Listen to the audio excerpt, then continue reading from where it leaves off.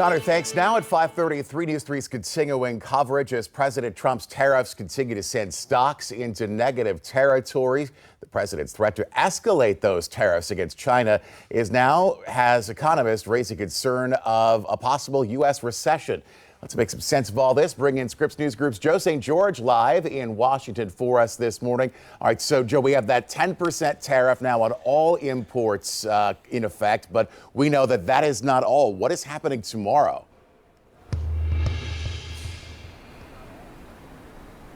Right, tomorrow's when the mega tariffs, if you want to use that phrase, go into effect. We're talking 46% on products made from Vietnam. Think of the furniture stores, right, that could be impacted here. Think of the clothing stores that could get impacted here. All of the things that get stitched and sewn in Vietnam and ultimately end up in a North Carolina or Virginia store shelf.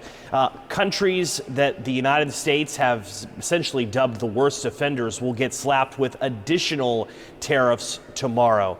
Let's talk about China, though, for a moment, because China is on pace to get a 54% tariff compared to where they were just a few months back.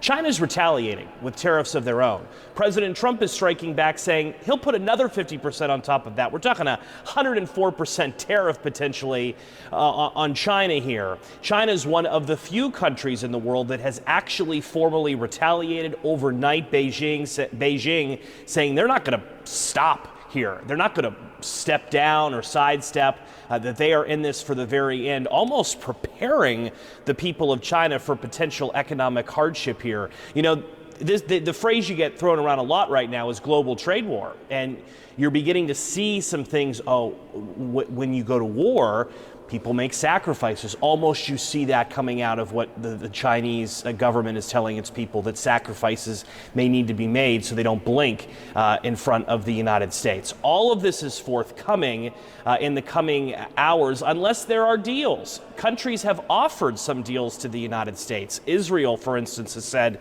they're going to get rid of U.S. tariffs.